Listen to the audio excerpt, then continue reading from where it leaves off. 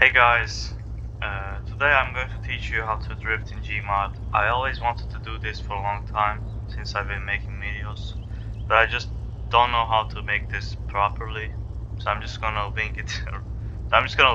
You know.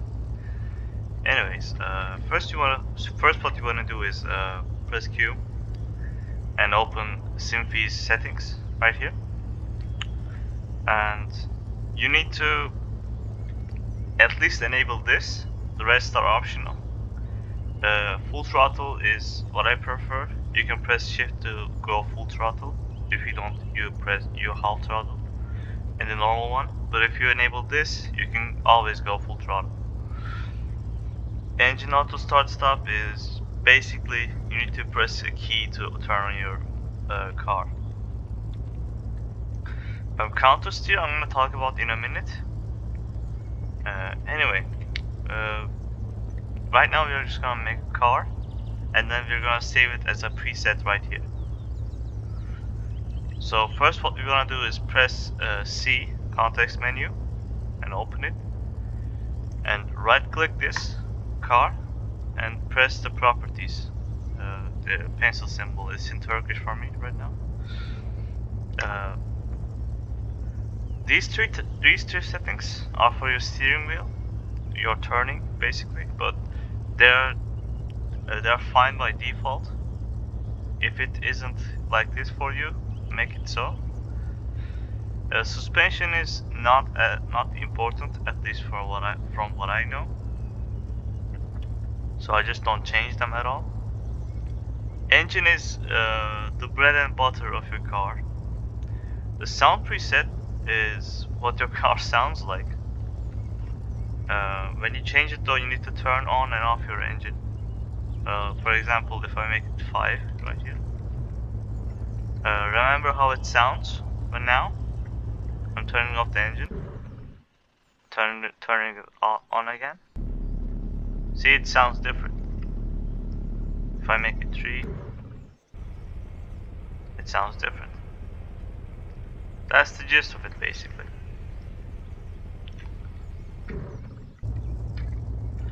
Anyway, idle RPM is the starting point of your revolutions. I turn it to 800 or 1000 for starting point. Basically that's it. Limit RPM is how much revolutions can you have maximum. I turn this to 1000 or 900 and 500. You know, make it 1000 right now, and then when you make it 1000, you can't just wait. You can't just get your car to make 1000. You need to edit your power band as well. Power band end, to be exact. Power band start, I don't know what this thing does. I don't touch it. I changed it. It doesn't change anything of my car. Power band end is though what you can do max with automatic transmission. So if I have 10,000 revolutions and I have 8,000 power band end, it's gonna change gears at 8,000 RPM, not 10,000. If I make it 9,000, it's gonna change at 9,000 revs. See that? Watch the gauge.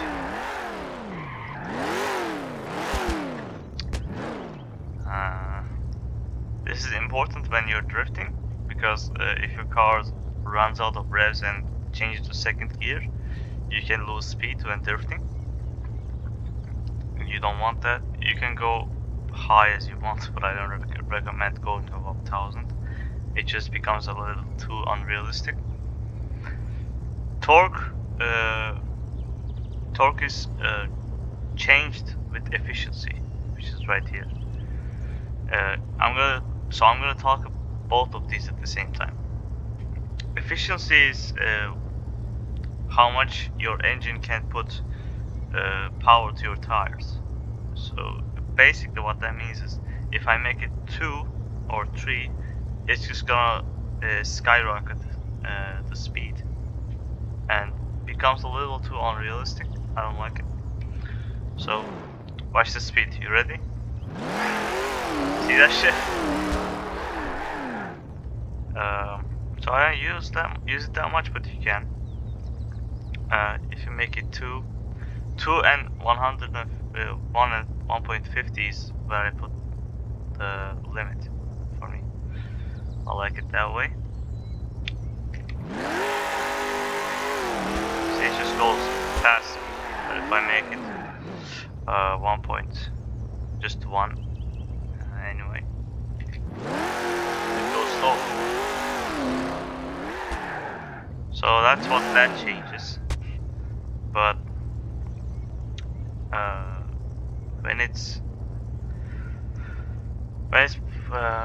if it's lower, you need to make your torque higher.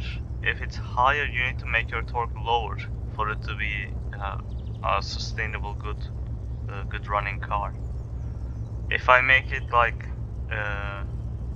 4 or something and put max torque in 600, it's just gonna, what the fuck, yeah. Look at that. It's jumping all around. We don't want that, we don't need that, so I'm just gonna pull it to realistic numbers. Yeah, that's what those two do. The more torque you have, the more you accelerate. Rev Limiter is, I don't know what that does, I just enable it though. Backfire is, hops up your car on the gear.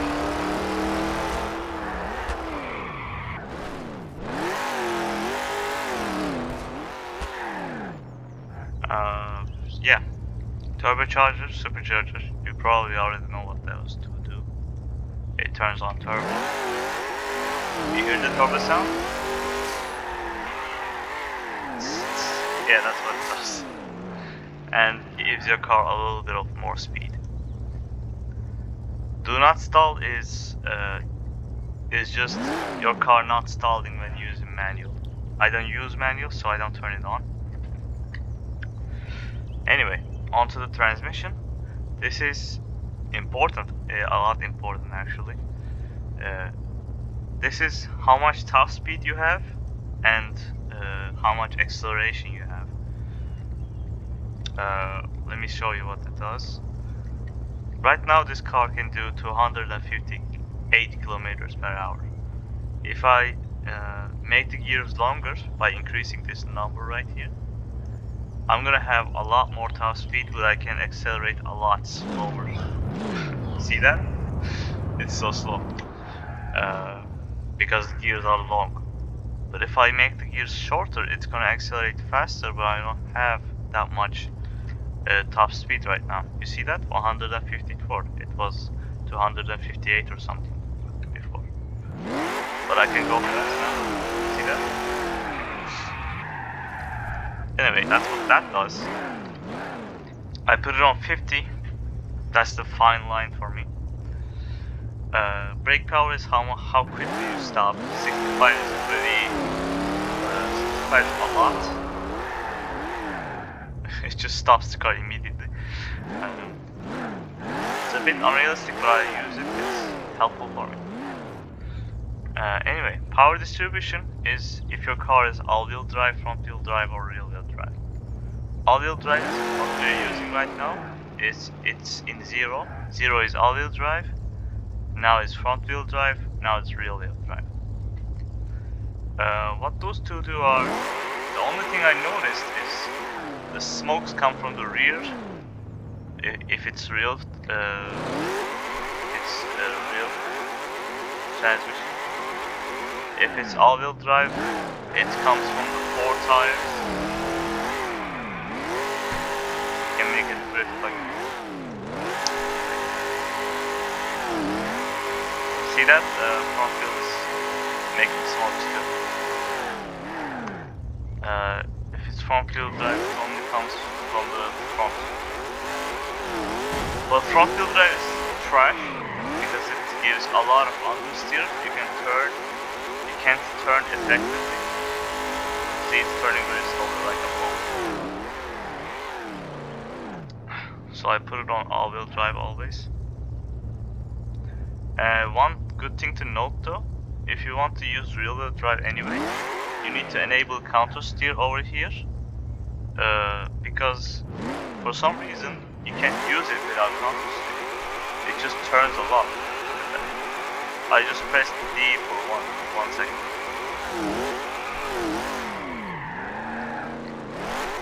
If you enable counter steer though, it doesn't do it as much. See that?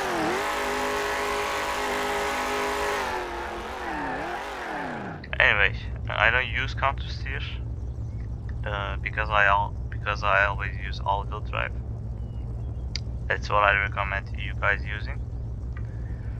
Max traction is how much grip you can have on your tires, basically. 30 and 25 is where you start drifting a lot, like so. See, I'm already drifting.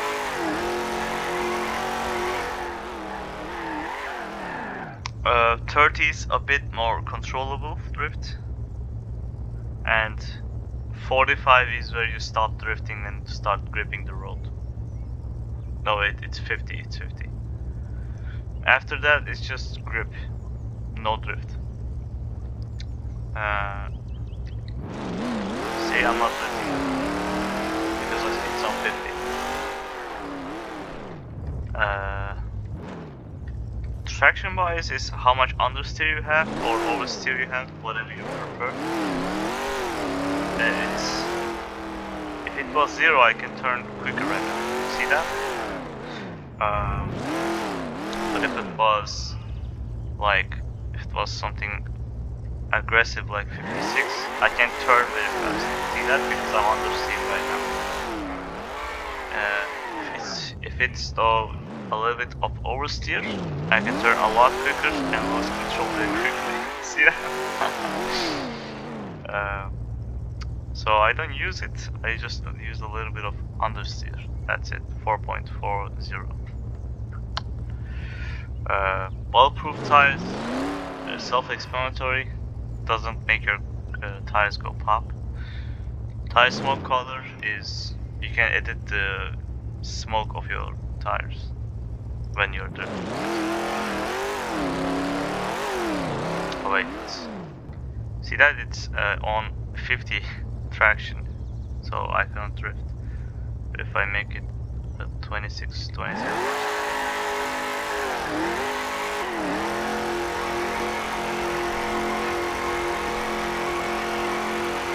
Yeah, see that, guys?